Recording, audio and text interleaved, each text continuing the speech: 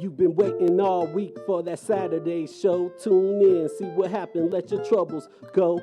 Work real hard, now it's time to take it slow. Kick back and relax with that Saturday show.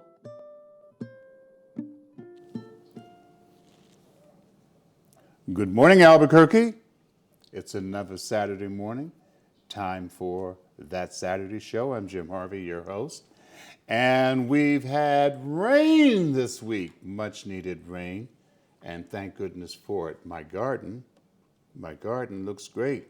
And we've got Tom Dent with us today. Tom, how does your garden look? It looks pretty good. I've lost about 3 plants, but probably to the hail and then the harsh winds, but not really to the intense heat that they're having all over the country, but not here this week. All right. Yeah, my garden looks great. Well, before we get into some really serious and burning topics, just to make an announcement, there's a COVID shot clinic at the Center for Peace and Justice today, and we hope that you'll take advantage of it. They'll be there until noon at 202 Harvard. So if you're serious about being healthy and keeping your friends, family, and neighbors healthy, you'll get your shots if you haven't. So don't play around. We've got this new variant out there too. So get your shot. All right. So, Tom, the mayor's race in Albuquerque is heating up again, and there's lots of controversy with the oddball in that race who calls himself the Bernalillo County Sheriff who wants to be mayor. What do you think about that? I don't know. I don't know where he gets his support. There's been at least 2 interesting electoral practices or debatable practices. One was a high-ranking member of the Salvation Army said that after he had signed Manny Gonzalez's public voting affidavit, Manny turned around and said, "Don't worry, we'll pay your $5." And the latest scandal is it's being said that Manny Gonzalez is submitting a number of petition signatures that have not been verified. Forgery sounds like. That's what the whisper is out here. So allegedly, there's some forgery going on, but that is probably in line with the way he does things anyway. Not a very honest man, not a good person by any stretch of the imagination. On a more exciting note, though, pot, marijuana. You can now purchase it legally, right? You can buy it on the streets. What's going on there? What's the confusion? Don't get caught buying it on the street. Don't get caught with more than 2 ounces. The big confusion is everybody thought that Monday the 29th, when it became legal, was the day that you could go out and start buying it. But you have to wait until April 22nd of next year to buy it from a licensed dealer. So what is it? So if you possess at this point less than 2 ounces, chances are no problems for you? Is that what we're hearing? Right. Okay. And you can smoke in your home in any approved place, but we haven't really heard a list of businesses that say that we approve it yet. Gotcha. But the one thing you have to worry about, because it is not legal federally, is you probably don't want to start growing your 6 pot plants that you can right now in your backyard, because it might be a federal flyby. They may spot your plants. You get busted for that, but not for growing it in your own home. Wow. Well, just a replay. I am so excited that we were out at the Juneteenth event last week on Civic Plaza, and just an editorial about that event. I mean, there were thousands of people out there over that 3-day weekend. And the Peace and Justice Center had an information table, and we got lots of attention, and I'm really happy about that. We need, however, to monitor the kind of music that's performed on those stages, and I'll be talking more about that later. In the meantime, let's do some good news. Hasani, are you ready for us? Because we need good news. Thank you, Jim, and welcome to Good News News. I'm your correspondent, Hasani Olujimi, and I'm Gugu for Good News. The goal of this segment is to inspire and uplift you, the viewer, with nothing but good news. Let's jump right in, shall we? Our first story reads like this. Mackenzie Scott has given away another $2.7 billion to 286 charities. She wanted to give to those charities who had been historically underfunded and overlooked. She chose 286 organizations that focused on racial inequality, as well as arts, culture, and education. Now, Scott is not the only billionaire that has promised to give away their wealth. The Giving Pledge is an initiative sparked by Bill Gates and Warren Buffett and has been signed by 204 wealthy individuals. Now, isn't that good news? Everybody get in line. Now, you knew if money grew on trees, everyone's favorite season would be fall. Let's move right along, shall we? President Biden signs legislation making Juneteenth, which commemorates the end of slavery in the United States, a federal holiday. Now, isn't that good news? Well, let's check in with our favorite sassy grandmother, Lil Big Mama. Lil Big Mama, what do you have in store for us today, lady? Thank you, Hasani. I got 5 tips to help you live a happier life. Love yourself, do good, always forgive, harm no one, and be positive. Now, speaking of being positive, we went to the doctor the other day, and after the checkup, the nurse came in and told my husband, well, it looks like the doctor wants you to give him a stool sample and a urine sample. And my husband looked at her and went, What did you say? and I said, baby, he wants your underwear. Bye, baby. Well, the best way to turn a frown upside down is to get Gugu for good news. I'm your correspondent, Hasani Olujimi. I'll see you right here next time on That Saturday Show with more good news. This is an address to a public crowd by abolitionist Fredrick Douglass in 1852, titled, What to the Slave is the 4th of July? The papers and placards say that I'm to deliver a 4th of July oration. This certainly sounds large and out of the common way, for it is true that I have often had the privilege to speak in this beautiful hall and to address many who now honor me with their presence. This, for the purpose of this celebration, is the 4th of July. It is the birthday of your national independence and of your political freedom. This to you is what the Passover was to the emancipated people of God. It carries your minds back to the day and to the act of your great deliverance, and to the signs and to the wonders associated with that act and that day. This celebration also marks the beginning of another year of your national life and reminds you that the Republic of America is now 76 years old. I'm glad, fellow citizens, that your nation is so symbolic. But such is to not the state of the case. I say it with such a sad sense of disparity between us. I am not included within the pale of this glorious anniversary. Your high independence only reveals the immeasurable distance between us. The blessings in which you this day rejoice are not enjoyed in common. The rich inheritance of justice, liberty, prosperity, and independence bequeathed by your fathers is shared by you and not by me. The sunlight that brings and brought life and healing to you has brought stripes and death to me. This 4th of July is yours, not mine. You may rejoice, I must mourn. To drag a man in feathers into the grand illuminated temple of liberty and call upon him to join you in joyous anthems were inhuman mockery and sacrilegious irony. Fellow citizens, pardon me, allow me to ask, Why am I called upon to speak here today? What have I or those I represent to do with your national independence? Are the great principles of political freedom and of natural justice embodied in that Declaration of Independence extended to us? And I am, therefore, called upon to bring our humble offering to the national altar and to confess the benefits and express devout gratitude for the blessings resulting from your independence to us.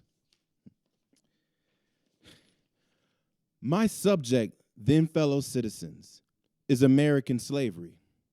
I shall see this day and its popular characteristics from the slave's point of view, standing there, identified with the American bondman making his wrongs mine. I do not hesitate to declare with all of my soul that the character and conduct of this nation never looked blacker to me than on this 4th of July. Whether we turn to the declarations of the past or to the presence of the professions of the present, the conduct of this nation seems equally hideous and revolting.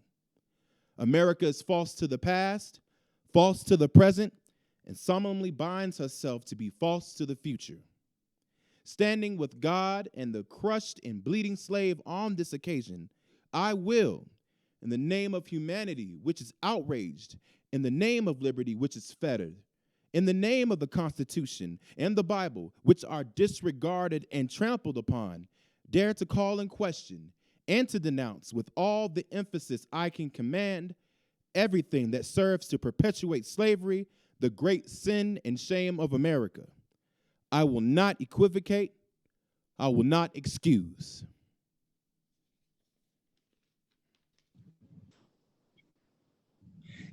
And now it's time for another exciting PAJOLA Minute. And we've got with us today the Guild Cinema and the incredible Keif. Keif, welcome. Hey, thank you, John Harvey. I appreciate it. I'm glad to be a part of this. So, yes, I'm with the Guild Cinema. We are open at 33% and soon to be larger than that. And we've been playing movies since April 30th. But some of the movies that are coming up that I thought would be of particular interest to the Albuquerque Peace and Justice Center is one called Who Will Start Another Fire? And this is a shorts anthology, 9 shorts from around the world of emerging filmmakers of color. We've got one from Uganda, Nigeria, Philippines. We've got one from Israel. We've got one from, from the USA, of course. And these are all over the world. And so it kind of puts a human face on different cultures, different ethnicities, different ways of being, different ways of telling stories, different situations. It kind of enlarges our sense of the world, which is one of the basic functions, I think, of an art house. So it's June 29th through July 1st, Tuesday through Thursday at 4:30 and 7:30 p.m. It runs about 2 hours and 10 minutes, and I hope to see some of you there. We've also got coming up Stray, about homeless canines in Turkish society, kind of a sensory voyage, kind of like Keddy, if you remember Keddy, but with stray dogs. It looks to be tremendous. And we've got a wonderful one called Sweet Thing by Alexander Rockwell, who did In the Soup, that I think stars his young daughter in an Upper East Coast beach town full of railroad tracks, skateboarding, and sailboats and stuff like that. And it's sort of a glorious rainbow kind of multicultural story of youth, of coming of age. And that's going to be this weekend, Friday through Monday, for both Stray and Sweet Thing. You can go to our website, guildcinema.com. You can find all the information. We're still doing online virtual cinema titles for those at higher health risks or not feeling comfortable or safe going out in mass public. Again, Guild Cinema will get you that information. We've got over, I think, 30 titles on virtual cinema that you can stream, kind of like streaming at home. So those are the things that we've got. We've got the Film Noir Festival coming up at the end of July that we do annually. We couldn't do it last year because of the pandemic, but we've got that going on too. So guildcinema.com will get you all the information. I hope you find it interesting, worthwhile, and I hope it allows you to travel vicariously through movies. So that's what we got going on. Thank you so much, John. I hope all is well at the Peace and Justice Center. My name has been changed from Jim to John. I love it. I love it. Thank you so much, Keif, and thank you for the Guild Cinema for that important PAJOLA minute. We're joined now by the man who just gave that illustrious excerpt from the speech given by Fredrick Douglass in 1852 on the occasion of the 4th of July, and how contemporary, how current, how present in the day those comments ring when you really think about what's going on in the United States to this very day. One thing that stood out for me was his reference to American slavery, and I think about the fact that American slavery today, Kenneth, we're 18% of the population, African Americans, and we make up 42% of the people in prison. Mm-hmm. And prison is just modern day slavery. Absolutely. What's happening in these prisons has got to end, but it's modern day slavery. Mm-hmm. And so one of the things that we know is happening that's going to be a response to the struggles that continue and the legislation that's languishing in Congress right now is the March on Washington on August 28th. Yes. We're going to be gathering there, and in fact, the center is going to be hosting a meeting sometime during next week of organizations and individuals that are interested in doing one of two things: either getting on the bus and taking that long ride to Washington, D.C. to be a part of the march, or organizing a companion march here on the same day, August 28th. However you look at it, something's going to happen where Albuquerque is represented. So Kenneth, welcome as we expand our panel. Yes. And the discussions that will continue. Absolutely. Thank you. It's a pleasure to be here with you guys, for sure. Thank you. Right. What amendment was that? The 13th Amendment? The 13th Amendment? Yes. It ended slavery, but it said if you're incarcerated, that was different. Yeah. Oh, Yes. yeah. If you're incarcerated, you just stay incarcerated and you could continue to be a slave, you know. But, I mean, there are just so many dodgy things that happened around the emancipation anyway. Mm-hmm. You know, for example, what happened to all the former slave owners? They were paid reparations. Absolutely. They were paid reparations. You know, what other country could declare war on another country and then lose and then get paid reparations? It sounds like that old Peter Sellers movie, The Mouse That Roared.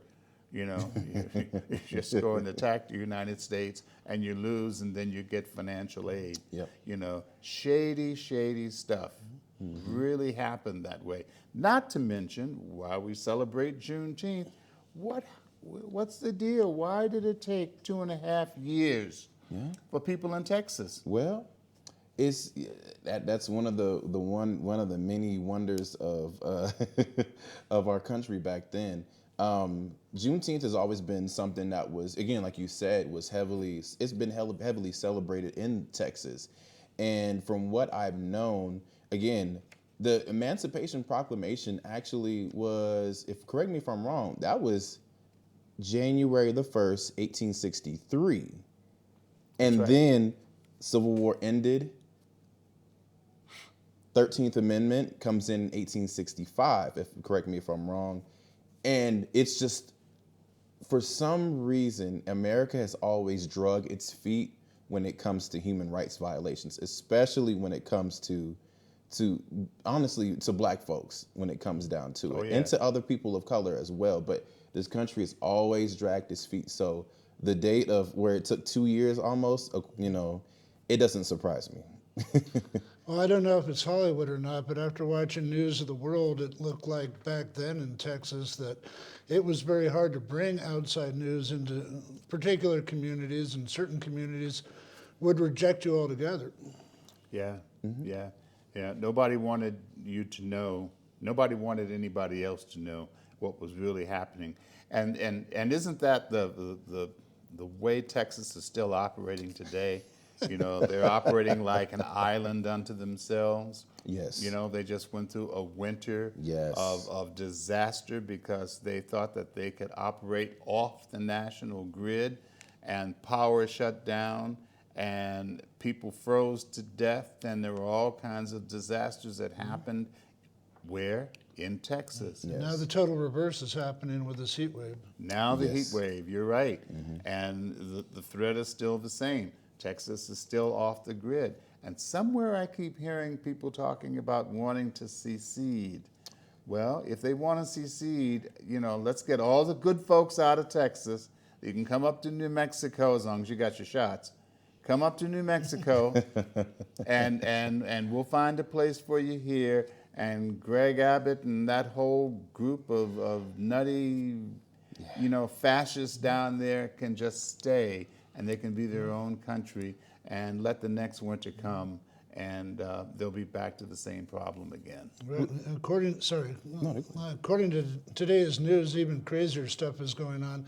There's rumors that a very wealthy South Dakota businessman who gave a lot of money to Donald Trump is trying to convince the governor of South Dakota to take their National Guard and use it as a militia to go down to Texas to help build the wall and repel these undesirable aliens.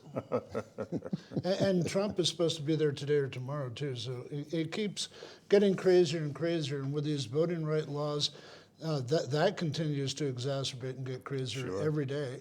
Sure. Absolutely. So Kenneth, you're from Texas. Yes, I am originally from Texas. Yes, and to you guys' comments, and to kind of supplement that, Texas is one of those places. Actually, just to kind of chicken and egg it a bit, Texas actually was its own country at one particular point in time. 1836, Texas became the Republic of Texas. I'm a product of Texas history classes as a kid. So, and then they were a country for 9 years, and then officially in 1845 they became a part of the Union at the time. And so Texas has kept that attitude of we're our own entity within the greater body of the United States. Texas has always had its own culture, whether that comes to social economic status, politically, racially, all across the board. Texas always tries to pride itself on doing exactly what's unpopular with the rest of the United States. And so that culture bleeds over even into politics, even modern contemporary politics with Governor Greg Abbott. And it's, to be politically incorrect, it's a hot mess. Yeah. Yes. and a lot of that economic status is based on oil, which is one of the number one contributors to climate change, which is accounting for these crazy super heat domes all over the country right now. Thank you, Jen. Absolutely. Yeah. So in other news today, there are other interesting things that are happening. I heard that earlier in the week, our good friend Bill Cosby got released from jail. Silence. He couldn't take the back way to Jeffrey Epstein's special island. Yeah, poor Bill. What's he now? 80-some years old? 83 years old. 83 years old and partially blind. Blind. Yeah. I guess he couldn't find his way from one cell to the next or something. Good grief, Maybe if you'd named all the cells after women, he might have been able to find his way around the prison a lot easier. But the interesting thing about this is the fact that after 2 years, he's released. And the interesting thing about it is it was based off of, I hate to say it, a technicality almost, if you will, based on the prosecution side. And based on a promise, if essentially, again, not an attorney, but essentially, if you sign, the same argument that was used in a civil proceeding that he confessed into administering drugs and sexually assaulting people or having some kind of sexual intercourse or what have you, if you will, he admitted to that. That same information was used in a criminal proceeding as well, in the criminal proceeding. And so what happened was the prosecutor decided to say, okay, if you decide to say that that you have done these things, you'd be basically granted immunity. Yeah. In that case, it's sort of similar to prosecutorial misconduct to the point where that is a no-no, and it's on the record. Wow. So that's how he was able to be released in the state of Pennsylvania with the Supreme Court, and they've actually barred them from even prosecuting even further in the future. So this bars any further appeals, anything in the state of Pennsylvania. The caveat with this is there are on records allegedly in the state of New York and the state of California that these things did happen. If the statute of limitation does permit, don't use this, if the statute of limitation permits, they will be able to prosecute if possible, if it's within the statute of limitations. Good grief. So it's not over. It's for Bill Cosby's defense, it is a win. However, it got to wait it out. We're going to see if New York or California can come up with anything. Well, the wheels of justice turn in interesting directions. Yes. Derek Chauvin. Derek Chauvin, 22 and a half years for blatant, outright, public murder of a black man. I wonder what would have happened if George Floyd had murdered Derek Chauvin. How many years would George Floyd have gotten? 2 to would 3 George life Floyd have sentences, lived probably, yeah. to stand trial if he had murdered Derek Chauvin? Yeah. I mean, really? Yes. What's happening there? And, thank goodness that the feds, haven't done their best yet. And so we might see some additional years. But 22 and a half years, which means he could conceivably be out of jail in 15 years. That's true. And then, I heard his mother, pleading for mercy for her son. And not one word of apology, contrition, nothing directed to the George Floyd family. His mother helped raise a murderer. And that's the way we look at it. Good grief. Yeah.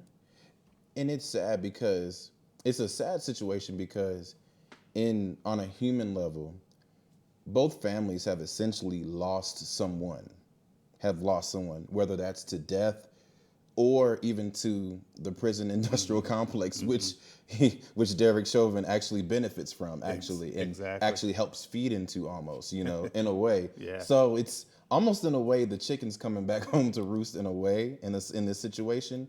And Derek Chauvin's mother didn't, is begging for mercy and pleading with the courts, but Derek didn't hear. Officer Chauvin wasn't listening to George Floyd's pleas for mercy and for grace when he was getting his, was basically being suffocated to death and being killed in front of the whole world. So I think in this case, it puzzles me as to why, it puzzles me in that situation why that would even be asked when the own perpetrator of the crime didn't show mercy to the victim. That's right. Because George Floyd was a victim. And I think that's the main problem I have with the media and in certain instances and news outlets and certain even ultra-right conservative folks who back up Blue Lives Matter and all these folks are saying, George Floyd was a criminal and he did this and he did that. But in that particular instance, he wasn't on trial.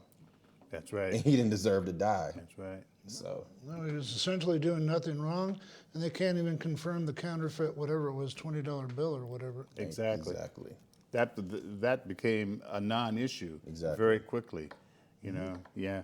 So we've got about 3 minutes left, but I want to come back locally here and let's revisit this business with the mayor's race and petition signatures and alleged forgeries and even the fact that $5 and a signature could almost be interpreted as pay to play. Yeah, really. You've got to pay $5 in order to have your candidate represented in the election. That's really odd stuff, but it's obviously made our sheriff go to some unusual lengths. Well, like some people say, he had half the signatures he needed at one point, and a number of people in the know were just saying he just needs one big visit to Legacy or Calvary, and he'll have all the signatures he needs.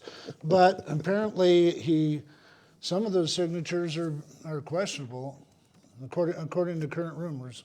Well, if luck has it right, maybe enough of them are questionable that he won't make it on the ballot. But he's a dodgy character. He's got quite the track record, even as the Bernalillo County Sheriff. Well, also the case that he brought to Washington with the husband of the wife who was murdered, who had two sons who were state police people, took that all the way up to William Barr and had an audience with Trump and all that. They just got the guy that actually killed his wife. He came up from Mexico. He shouldn't have, but somehow he appeared here, and they've caught him. So Gonzalez's story may change, or other people may say like, "Oh, isn't it convenient that this guy just happened to pop back up from Mexico all of a sudden?" Wow. Yeah, that's what we're looking at. The law and order sheriff. Yeah, trigger happy law and order sheriff. And now we have the police union that's trying to say, oh yeah, we're totally into enforcing and driving down crime, and the DOJ being here has been a waste of time.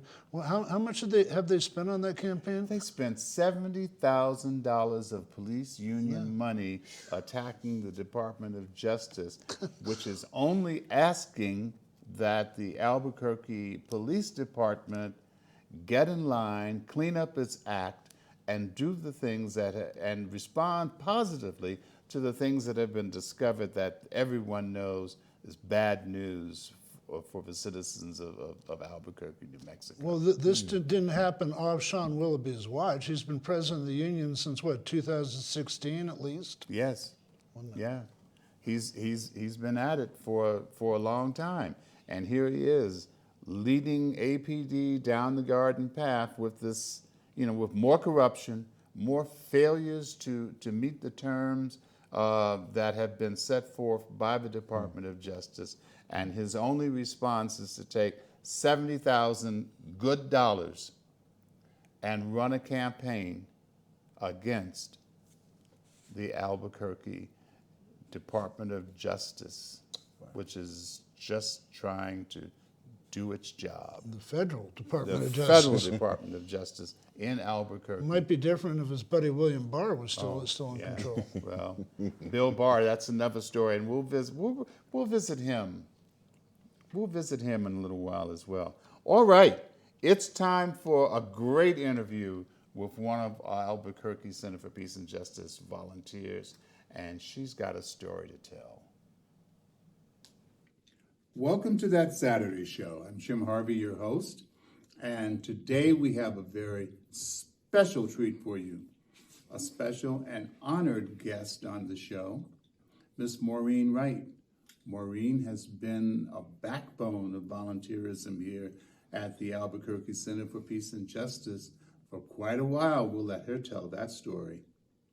But I just want to welcome her at this point, and let's hear what Maureen has to share. Welcome, Maureen Wright. Thank you. So, Maureen, how long have you been at the Peace and Justice Center? Around 30 years. 30 years. That always tells me that when you run into people that have been around at an organization for a long, long time, something must be going right. And in this instance, Maureen Wright is going right. So thank you so much for your years of service. In the time that you've been here, tell me, what brought you here? I saw an ad in the paper about volunteers being needed at the Peace and Justice Center, and I wasn't really aware of the Peace and Justice Center until that time, and I thought I would like to do that. So I came down and signed up and have been with the Peace and Justice Center ever since. What have you been doing since you've been here?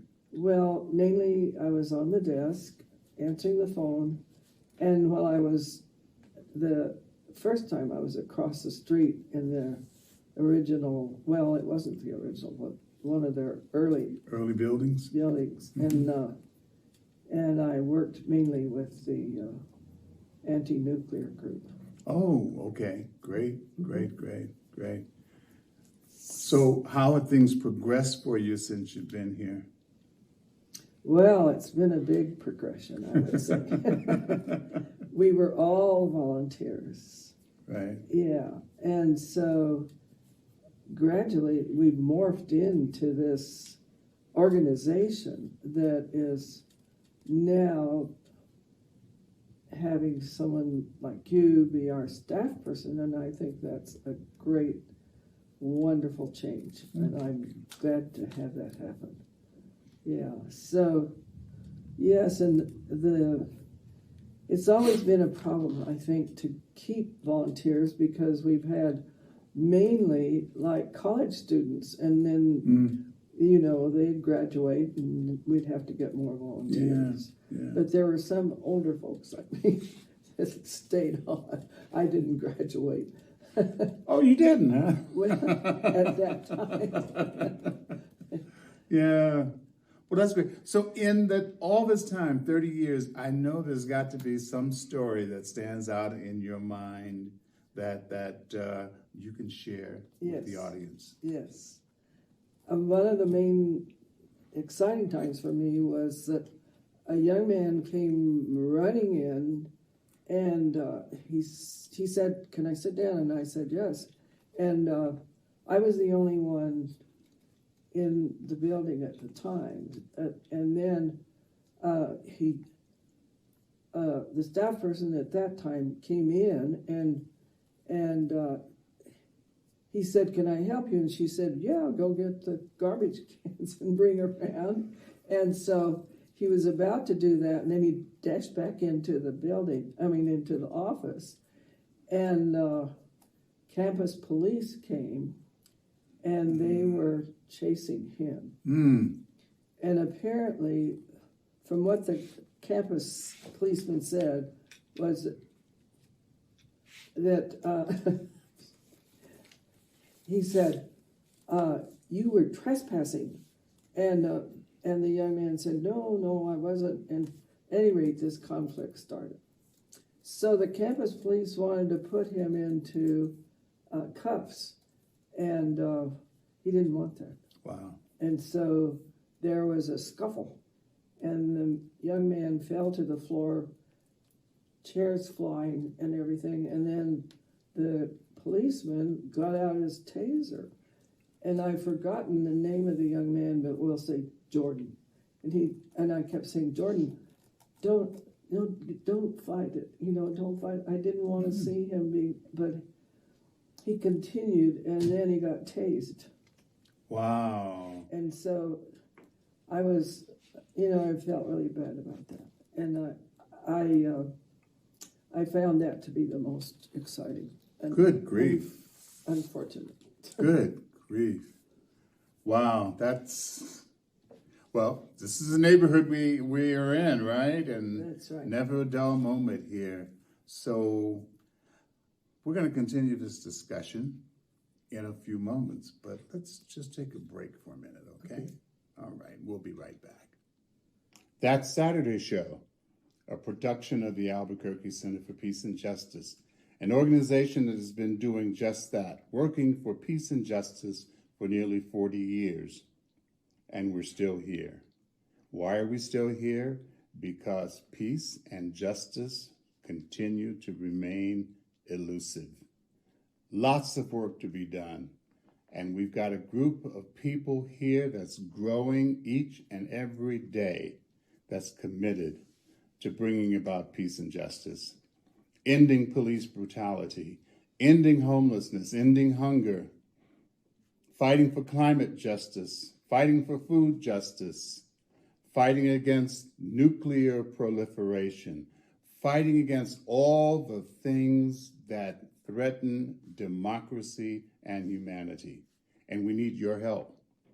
You can send your donations to the Albuquerque Center for Peace and Justice. Mail a check to 202 Harvard Southeast, Albuquerque, New Mexico, 87106, or go to our website, www.abqpeaceandjustice.org. Find our PayPal section and make a donation there. We need your help. We've been here for almost 40 years, and if we need to be here another 40 years, we can do it, but we can only do it with your help. Remember, the Albuquerque Center for Peace and Justice is working for you. Thank you. Been there with all those cracks. In fact, maybe part of the wall. Absolutely. Yeah. Absolutely. Well, I know that in the time that I've been here, the Building and Grounds Committee has gotten some great things happening here. So let's see, we've gotten the kitchen repainted under your leadership. And new shelves. Got new shelving in, got a new refrigerator, Right. got a dishwasher. Yes. And, hot water heater. And the number one project for me was the hot water heater, wasn't it? Right, wow. This is such a lot of stuff that happened in such a short period of time, but you all really pushed ahead, and that's really good. Plus, we've got a coordinating council now that is a lot more cooperative and a lot faster to act, right? That's right. So there's also the transformative. Oh, yeah. Transformative. We started out as the Nonviolent Communication group, and we were using Marshall Rosenberg's books for that. Mm-hmm. And so we did that for several years and decided that maybe we needed to expand out, that we'd done that long enough. So we had a member from the East Mountains, and he suggested that we call it Transformative Communication. Wow, okay, quite a change. So, anyway, and then he brought a TV set and brought a very interesting concept. There's, I forget which city it was, decided that they should treat crime like an epidemic and treat it like public health and go about. So it seemed to work in that city at that time. At any rate, we were all excited about that. So we discussed that, and that was the beginning of our transformative communication. So we were trying to do something that would help transform crime and everything else. Well, that seems to be part of the heart of the discussion around the country right now. Mm-hmm. You know, so I think that you all were, say, a little ahead of your time. Maybe. Yeah, so we're going to keep that going. Yeah, so, but now it's kind of morphed into a general discussion. We get to take turns in facilitating it, so it changes. And the group keeps growing. Well, sometimes, and then sometimes it diminishes. Right. Well, hopefully with the diminishing of COVID, you know, people will begin to find their way back, and that's right. The good numbers you've seen. Yeah. It's hard to find the right time for younger people to come because there's working, and you know, it's just so we thought maybe we'd have a kind of a noon time. Mm-hmm. But now that seems to be other people need that space, so we're going to meet earlier. But you're still here. Yes. You're still here. And that's what's important, you know. Maureen Wright, it is so good talking to you. Anything that you want to share as parting words from just this discussion with our audience? We've got a couple of minutes left, and we could hear from you. I just would hope that we get a lot more volunteers. And I know we need young faces at the desk, so I'm happily going to remove myself from that place. So, but not until we find a young face to replace you. Somebody who can come in and learn and benefit from your wisdom. That's very important. We thank you for your years of service and your commitment. And we know you're not going far because you still have a Transformative Communications Committee to run, right? Right. All right. Thank you so much, Maureen Wright. And now back to our studio. All right, thank you, Maureen. I've known Maureen for about 12 years. She's definitely the heart and soul of the Peace Center. We're definitely going to miss her. What's coming up is part 3 of a 3-part History of the Peace Center interview with 3 past coordinators, Maureen and Franz, another one of our great volunteers, helped set this interview up. And then what do we have coming up after that, Jim? And we're going to send you off today in a happy mood with a song from our own Hasani Olujimi. And we hope that you are going to have a wonderful Saturday, a wonderful weekend, and we'll see you next week on That Saturday Show. Thanks for tuning in, everybody. No. Well, thank you guys for all your service. This is fascinating. It really is. I never knew that about the tiles. Oh yeah. And you know what? There's another thing on those tiles. When we first moved in the building, it was, the period of the invasion of Iraq. And I mean, we kind of look at our society right now and think how polarized we are. And indeed we are, but we were then too, right? I mean, as Cecelia said, the cops rioted. So when you see what's going on the streets with the protests now with Black Lives Matter, I have no doubt that police are causing that. Are the cause of that violence. There's just no question in my mind because I lived through it. I saw it. They had the mounted police, on horseback. And remember, they had the horses with, flag bandanas and they shaved USA into the hindquarters of the horses, as if somehow to say that we who didn't want war were less patriotic. Right? So it was very offensive, and the police were doing that, and of course beating people up and rioting. But also the Peace Center itself, with that glass entryway there, was vandalized a number of times. Those windows were broken, and shot out also. Shot out, broken. I came in the morning once and there was a fire extinguisher discharged under the back door. So there was all this white powder, and this was like in the middle of the anthrax scare and stuff. I didn't know what it was. I called the fire, I called 911 because I didn't know what it was. I mean, people were very aggressive toward the building, but never any damage to those tiles. Wow. No one ever touched those tiles. So sorry, my mom was just talking. wait. So, touch those tiles. And then remember also, Cecelia, the west wall, which I think now has the Leonard Peltier mural, that was getting tagged because that was just a big gray blank space, and that was getting tagged all the time. And then some graffiti artists came to us and said, hey, if you let us, paint on your building, no one will tag it anymore. And it worked.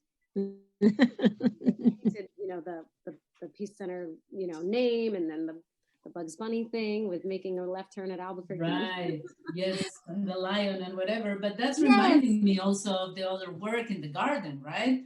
Like all those trees on the west side, that was put in there by people, community members just digging and bringing the mulch and doing all this kind of work. There were all these possibilities.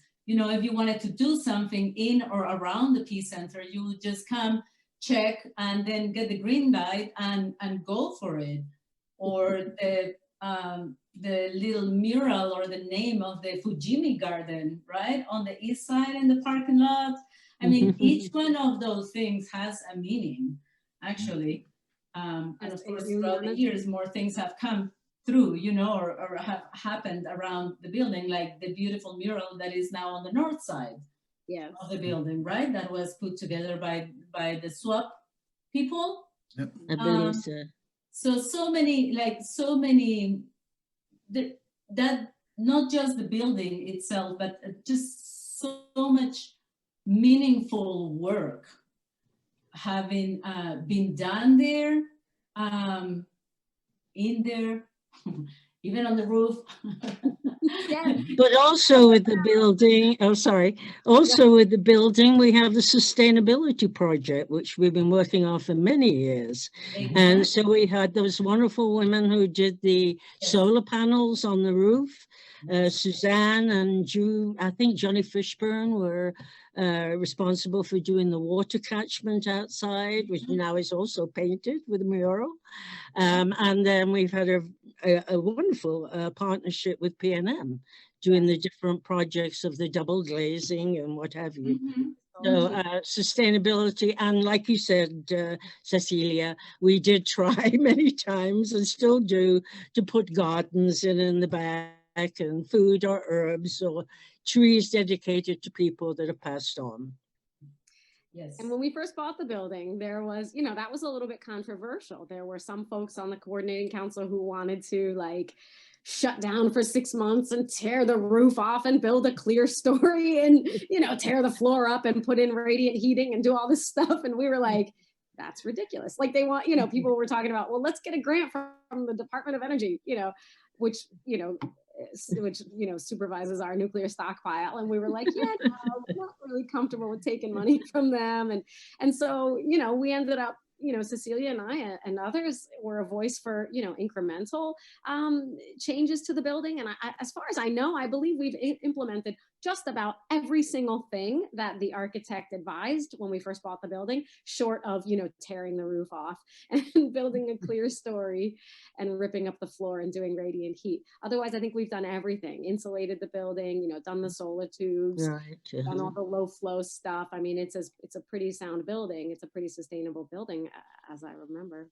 Yeah, and we've put in a second solar array and redone the storefront and the back door and trying to get a new refrigerator and dishwasher, energy efficient, of course.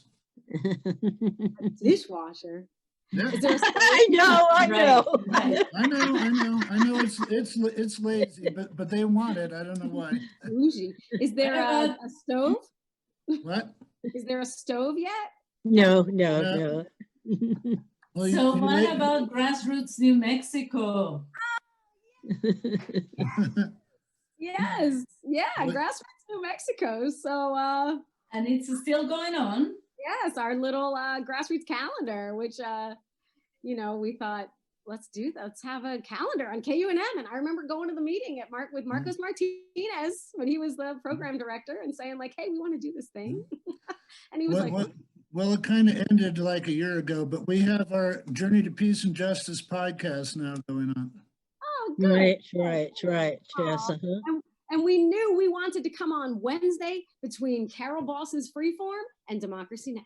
That was our time. We were like, this is the perfect, you know what I mean? Because our people are listening to Carol Boss, of course. And we asked Brahim if we could use his music. Remember that, Maria? And then Maria and I are being taught how to edit and how to do all these things and recording.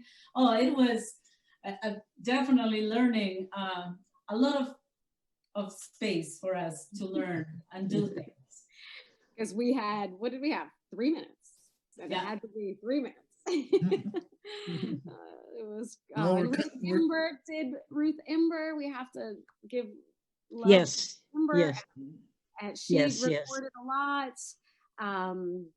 And of course, she didn't take part in Grassroots New Mexico, but I want to give lift up Floyd Barrett. Yes, a lot of names. Maria, also, you might not know that one of the other projects we did was the Peace Buzz. I don't know whether you remember that, with Mary Oishi and Ruth Imma, where they shaved their heads for peace. Yeah.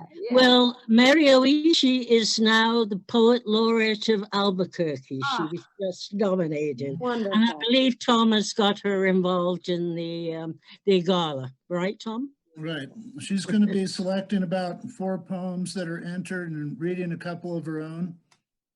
Right. I'm almost running out of time, but you ladies must be very proud of the work you've done. From what I've heard, there's not too many really vibrant peace centers left around the country. And for 37 years, it's quite an achievement to keep the center going. And I would say, Tom, we're thankful for having the opportunity and the place to be able to do that. That is very important. And that is terrific. I give thanks for that anyway. What else would I do with my retirement, huh? Absolutely. All the volunteers, super people, all the white hair ladies, all the people before and after. And we're going to mention Sue Skirman also, who took over and did, did work at the Peace Center for a number of years after, well, first Maria left, then I left, and then a couple of other people. Well, Mary Leniel Nakeegan was there also for 2 years. And Mary did a lot of work with school children, which was wonderful to bring the school children into the building. Absolutely. There are very many people to thank for having the Peace Center. Well, thank you for your time. Thank you, Tom. So good to see For the you all. invitation. Watch the gala. You'll be on it. Fly me to the moon. Let me play amongst the stars. Let me see what spring is like on Jupiter and Mars. In other words, hold my hand. In other words, baby, kiss me. Fill my heart with song. Let me sing forevermore. You're all I long for, all I worship and adore. In other words, please be true. In other words, baby, I love you. Hey!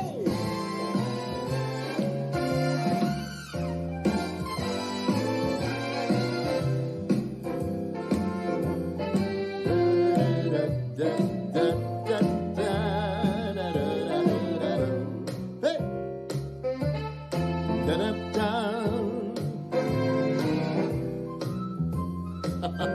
Can we do that again? Da-dum. All right, big finish. Here we go. Fill my heart with song. Let me sing forevermore. You're all I long for, all I worship and adore. In other words, believe me true. In other words,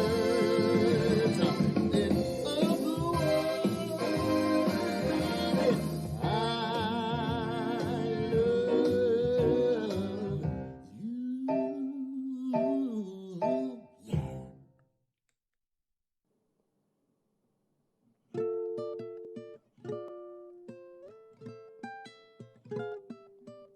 Until the next time, it's time to say goodbye. When you out here in the streets, keep it real 505. We love everybody, we just want to let you know. Thanks for tuning in to that Saturday show.